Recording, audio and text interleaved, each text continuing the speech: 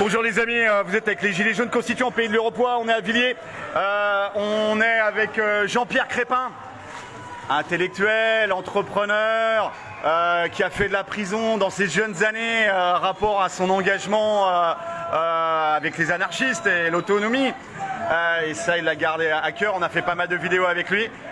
On a maintenant des intellectuels qui basculent, on va dire, pratiquement dans l'action directe, puisque là, on est à la préparation de la manif, elle commence à 14 h, il est pratiquement 13 h, il y a plein de monde à Villiers, masse de monde, tout le monde, il y avait les gars de la CGT, il y avait des fonctionnaires, il y a toutes les sensibilités.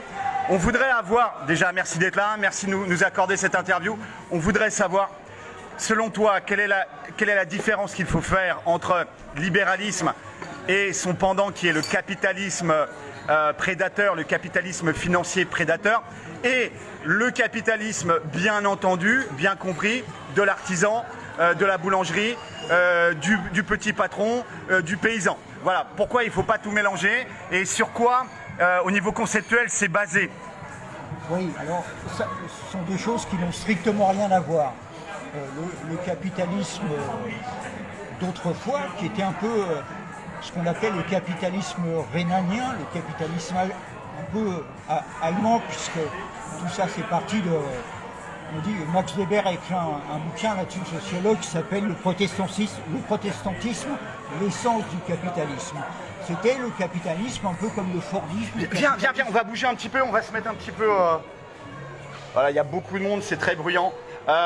Donc, le libéralisme, c'est basé sur Adam Smith, sur la pensée d'Adam Smith. Bien sûr. C'était le premier qui dit que la société trouve un équilibre sur la somme des égoïsmes. Adam Smith, pensait que quand tu vas chez le boulanger, ce n'est pas par humanisme qu'il te donne une baguette, mais par son égoïsme. Et cette somme des égoïsmes individuels, donc où il n'y a absolument pas de bien commun, est censée permettre de trouver un équilibre dans la société.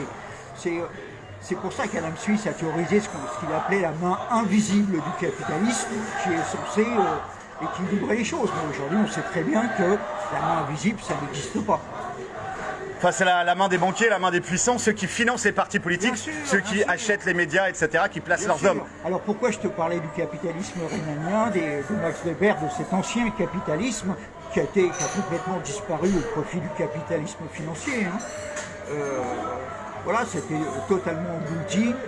C'était le capitalisme où, quand tu travaillais pour les gens, ça leur permettait de gagner leur vie, d'acheter des produits. Enfin, il y avait encore cet esprit-là dans le capitalisme. Ma grand-mère avait la maison de l'usine. Oui. Elle habitait avec son petit jardin dans la maison de l'usine, avec les clubs, etc. Donc c'est un paternalisme, un capitalisme paternel.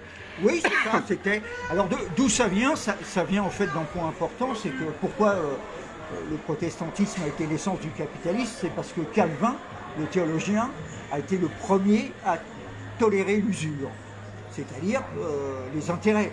Mais là, il avait mauvaise conscience par rapport aux veaux d'or. Les juifs, les catholiques, et encore moins les musulmans.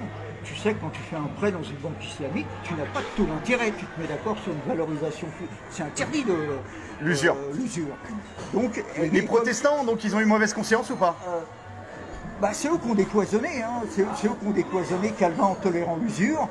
Donc c'est pour ça que le capitalisme allemand est devenu très fort, si tu veux. C'était les premiers à accepter, si tu veux, l'usure. Mais comment donc les protestants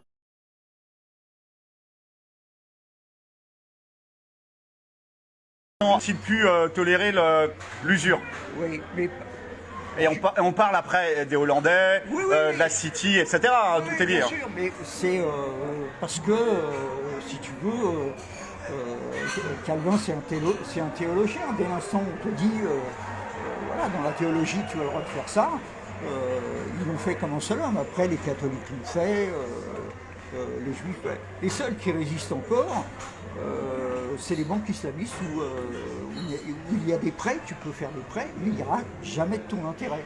Tu te mets d'accord sur une valorisation future, et de cette valorisation future, tu répartis les bénéfices, mais il n'y a pas un taux d'intérêt. Ça, c'est peut-être des pistes intéressantes pour des banques citoyennes Oui, absolument. Il y a beaucoup de gens, notamment je pense à mon ami Christophe Magnodex, qui est en train de monter la Banque citoyenne de France au plateau des Mille Vaches, où justement... Au plateau des Mille Vaches? Absolument. Mais c'est une terre de résistance, ça? C'est pas en Savoie, ça? Non, c'est dans le centre de la France, Ah oui, pas loin de la Corrèze. D'ailleurs, puisque tu me parlais d'intellectuels qui ont aussi rejoint le mouvement, ce matin, on a eu notre ami le philosophe Mehdi Belhaj-Kassem, qui tient des réunions publiques, et je pense que d'ici peu, Saville Le Turenne basculera dans le... Je l'embrasse d'ailleurs, on l'embrasse, je suis avec Mishka, basculera dans le municipalisme libertaire. Il va nous envoyer prochainement une vidéo, dans laquelle il dit tout ce qu'il pense.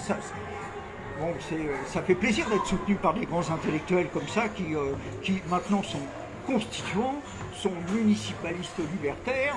Ce n'est pas aux hommes de pouvoir d'écrire les règles du pouvoir. Vive la constituante 100% Exactement. citoyenne. Il n'y aura pas de salut sans l'élection d'une assemblée constituante qui nous permettra de provoquer des états généraux et de faire chavirer le pouvoir. C'est la dernière solution pacifiste. Avant, Après, c'est le mode insurrectionnel. Mais l'élection d'une assemblée constituante, moi je constate que ce phénomène constituant, on le voit bien, André Bellon a annoncé ça il y a 16 ans après le traité constatant que le traité de Lisbonne ou Maastricht, à chaque fois qu'on dit non, de toute façon, il ratifie dans notre dos sans nous demander notre avis. Aujourd'hui, c'est encore pire, puisque qu'est-ce qui fait que je suis là aujourd'hui? On est dans le règne de la biopolitique, tel que Michel Foucault l'avait prophétisé en 1976. Le capital qui rentre dans le corps humain, là on est en plein temps, et avec le pass sanitaire qui est en fait un véritable pass monétaire, parce que le pass sanitaire, pass monétaire, le virus a été le révélateur de toutes les inégalités. Voilà, tribunaux populaires ou pas? Tribunaux populaires, bien sûr. Mais alors les juges francs-maçons, comment ça va se passer par rapport à eux? On est obligé de constater qu'il y a une justice des riches et une justice des pauvres. Comme il y a une médecine des riches d'ailleurs et une médecine des pauvres.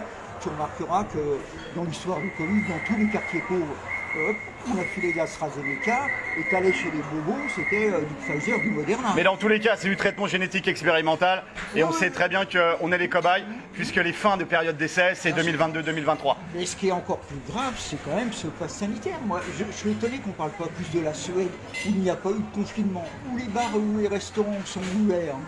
Où il n'y a pas de passe sanitaire. Alors pourquoi il n'y a pas ça? Parce qu'ils ont pas eu la même gestion des hôpitaux. Comme je le dis souvent, nous on est dans une gouvernance algorithmique qui est basée sur le fait qu'il y a 5000 lits d'hôpitaux. Après le gouvernement prend des mesures. Mais ça ne vient pas d'aujourd'hui.